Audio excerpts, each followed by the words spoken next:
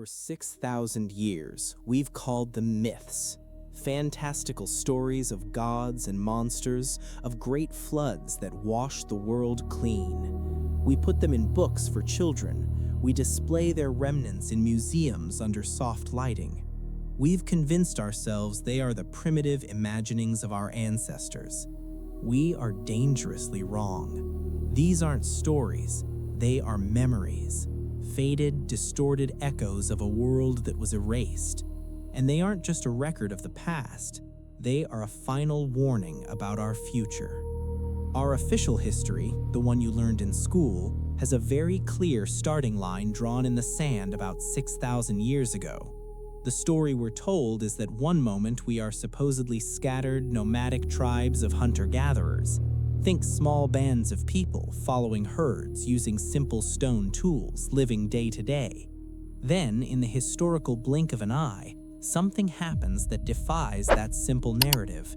It's not a slow, gentle crawl forward, it's a thunderclap. As if a switch was flipped in the collective consciousness of our species, high civilizations erupt almost simultaneously and fully formed across the globe. Just consider the evidence. In Mesopotamia, the Sumerians seem to emerge from the dust with cuneiform, one of the world's first and most complex writing systems. They aren't just scratching pictures on rocks. They're recording intricate legal codes, epic poetry, and detailed astronomical charts from day one. At nearly the same moment, you have dynastic Egypt. They don't spend a few centuries building practice pyramids out of mud and sticks. No, they erect monuments of mathematical and engineering perfection, like the Great Pyramid of Giza, aligned with breathtaking precision to the stars. Then you look halfway around the world to Mesoamerica and find cultures possessing calendars so sophisticated they could track celestial cycles over millennia with an accuracy we've only recently matched. The official explanation for this is a slow, gradual evolution, a neat, tidy progression from primitive to advanced. But the hard evidence doesn't show that. The archaeological record is missing the rough drafts. It doesn't show the long, painful centuries of trial and error that should precede such masterpieces. What it shows is a sudden, inexplicable explosion of knowledge. It's as if humanity woke up one morning with a profound case of amnesia, standing in the ruins of a world we didn't remember building. We found ourselves desperately trying to piece back together a forgotten science, a lost history, a world we could barely recall. The knowledge was a ghost in our minds. So the question isn't how civilization began 6,000 years ago. That question distracts from the real mystery. The real question is, what happened to the one that came before it? What event was so devastating that it wiped our collective memory clean, leaving only fragments behind? If you believe there's more to our story than the textbooks tell us, if you feel crucial chapters have been torn out, make sure you subscribe. We're just getting started. To find the scar of this forgotten world, we don't look in history books, we look in the ice. The Greenland ice sheet is a perfect time capsule, trapping atmospheric data in layers of frozen water for hundreds of thousands of years. As we drill down, we go back in time. Around 13,000 years ago, the data shows the Earth was warming. The great glaciers of the Ice Age were in full retreat. It should have been the dawn of a new, gentle era. But then something happened. In the geological blink of an eye, temperatures plunged. The planet was violently thrown back into a deep freeze that lasted for over 1,000 years. This isn't a theory, it's a fact, written in the ice. It's called the Younger Dryas, and it represents the most abrupt and violent climate shift in the last 100,000 years. The warming trend didn't just stop, it reversed with terrifying speed. What could possibly have the power to do that? The answer isn't in the ice, but in the soil. At archaeological sites all over the world, from North America to Syria, scientists kept finding a strange, uniform layer of black earth. It's called the Younger Dryas boundary layer, or the black mat. And every time they find it, it dates to precisely the beginning of that deep freeze, 12,800 years ago. For years, its origin was a mystery. But under the microscope, a shocking picture emerged. This layer is filled with materials that have no business being on Earth's surface. Microscopic diamonds forged by incredible heat and pressure, tiny magnetic spheres of melted rock, and a spike in iridium, an element rare on Earth but abundant in asteroids and comets. This isn't soil, it's fallout, the unmistakable chemical and geological signature of an extraterrestrial impact event. The evidence paints a terrifying picture. Around 12,800 years ago, a giant comet, perhaps 100 kilometers wide, broke apart as it approached Earth. It didn't strike the ground as a single object. Instead, multiple fragments rained down across the northern hemisphere, concentrating on the 2-mile-thick Laurentide ice sheet that covered North America. The resulting explosion is almost beyond comprehension. It wasn't a nuclear bomb, it was thousands of them at once. Billions of tons of ice were instantly vaporized, and superheated water was blasted high into the atmosphere. The impact triggered continent-spanning wildfires, blocking out the sun and plunging the world into an impact winter. The heat flash melted enough of the remaining ice sheet to unleash biblical floods, and the shockwave destabilized the Earth's crust, triggering massive earthquakes and volcanic eruptions. It was a global reset button, a coordinated, planetary-scale catastrophe. And suddenly, the myths make sense. Over 500 cultures across the globe, many of whom had no contact with each other, tell the exact same story. A great flood, a world destroyed by water. We call them Noah, Gilgamesh, Manu, Deucalion. The names change, but the core of the story remains identical. Mainstream history dismisses this as a coincidence, a shared psychological archetype, but that's an insult to our ancestors. It's not an archetype, it's a shared memory. The survivors of the Younger Dryas impact didn't have to imagine a world-destroying flood. They lived through it. The cataclysmic melting of the ice sheets would have raised sea levels hundreds of feet, not over centuries, but in a matter of years or even months. They weren't writing fiction, they were writing history, the only way they knew how. For decades, we were told that monumental construction only began after the invention of agriculture. Then, in the 1990s, we found Gobekli Tepe. Dated to 11,600 years ago, right as the world was emerging from the Younger Dryas cold, it is 7,000 years older than Stonehenge or the pyramids. The official story is that this was built by primitive hunter-gatherers. It's nonsense. Look at the site.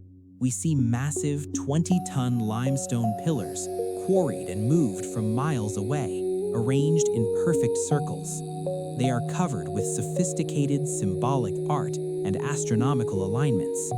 This is not the work of a fledgling society. This is the work of survivors. This is a message from people who had access to the knowledge of the world before the fall. They built Gobekli Tepe not as the world's first temple, but as an ark of knowledge, a way to preserve their understanding of the cosmos and the cataclysm that had destroyed their world. And they left us a specific date. On a pillar known as the Vulture Stone, we see a collection of animals and symbols. For years, they were seen as random carvings, but when astronomers analyzed them, they found something incredible.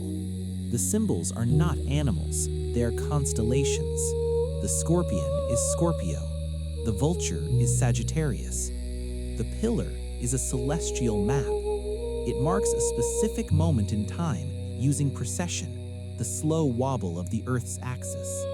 And the date it memorializes, the event it's pointing to, is the sky around 10,950 BC. That's 12,900 years ago, precisely the time of the Younger Dryas impact.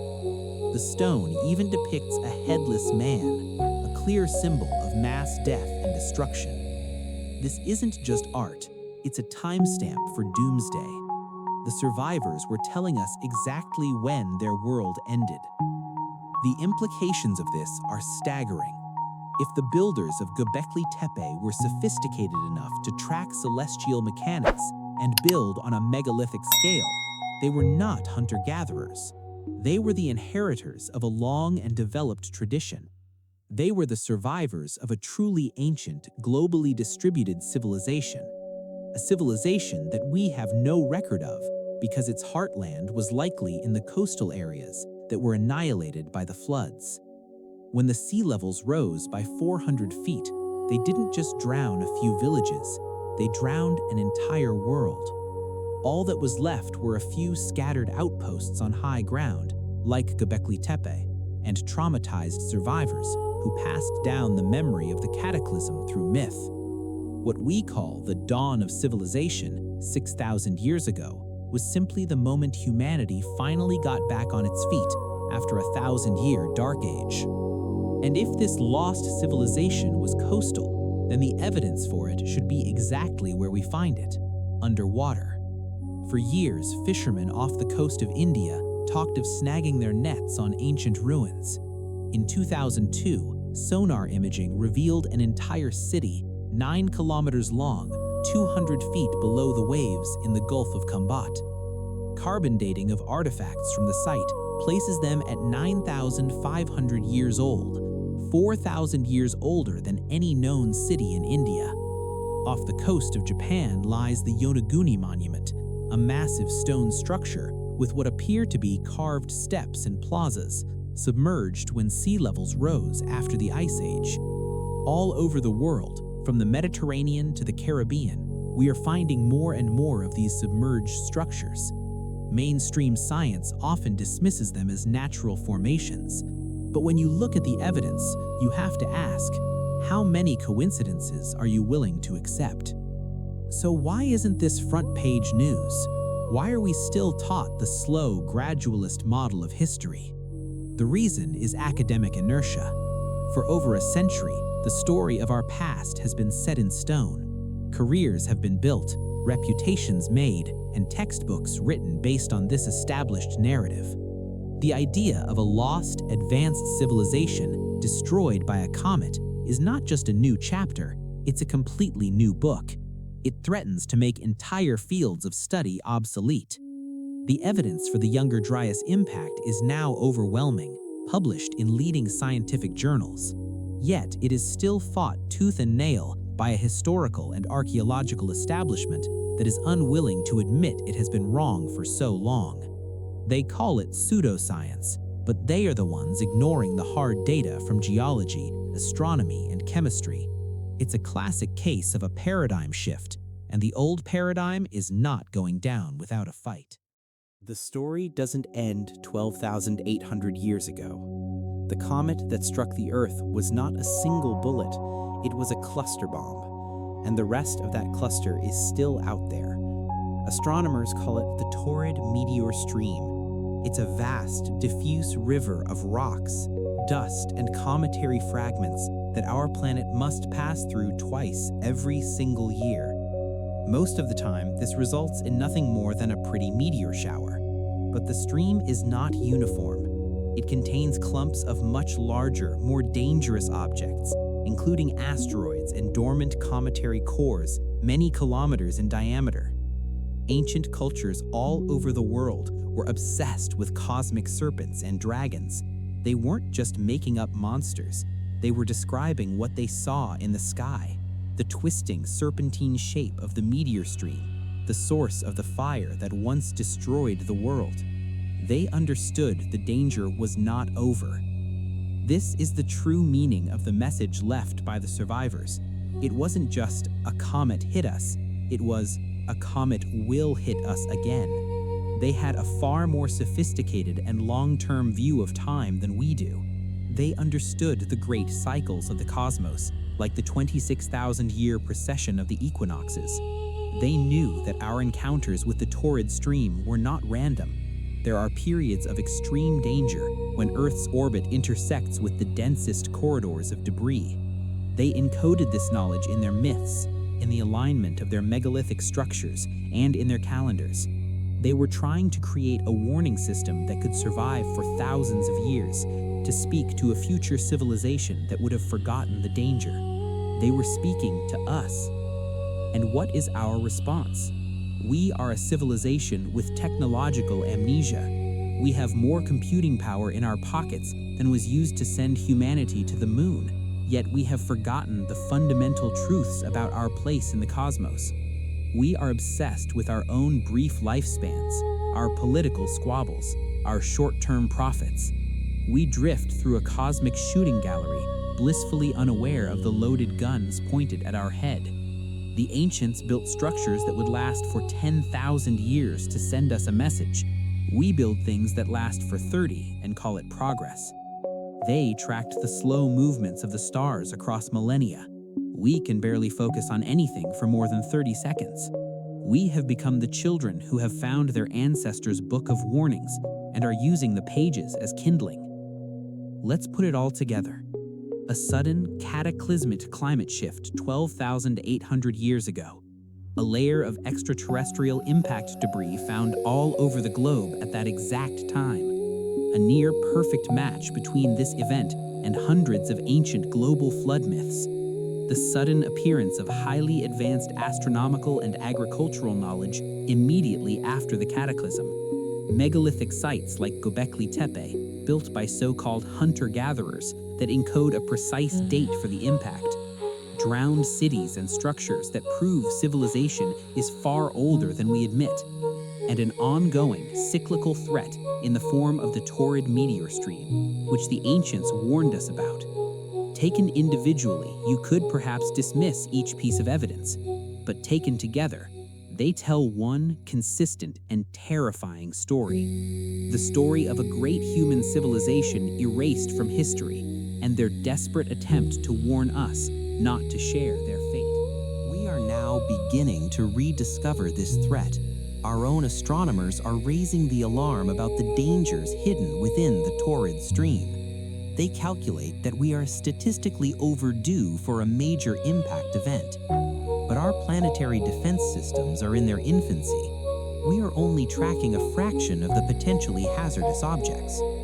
We are in many ways more vulnerable than the ancients. Their world was decentralized. Ours is a fragile, interconnected global system. An impact in one location could trigger a collapse of the entire system, from supply chains to the internet to the global financial markets. It wouldn't throw us back to the Stone Age. It would throw us back to something far worse, a world of 8 billion people with no infrastructure to support them. The warning from 12,800 years ago is not an academic curiosity. It is a matter of immediate and existential importance. The story of our past is not over. It is being rediscovered piece by piece, from the ice caps of Greenland to the submerged ruins of ancient coastlines. We are the first generation in thousands of years to have the technology to understand the message in its entirety. We can read the chemistry in the soil, the astronomy in the stones, and the warnings in the sky. We are the amnesiacs who are finally beginning to remember. The question is, what will we do with this memory? Will we heed the warning that was bought with the price of an entire world? Or will we dismiss it as just another story, roll over and go back to sleep, waiting for the sky to fall again? The oldest records aren't history. They are a responsibility, and the final chapter is up to us. What do you think? Are we doomed to repeat the cycle, or can we finally learn from our forgotten past? Let me know in the comments.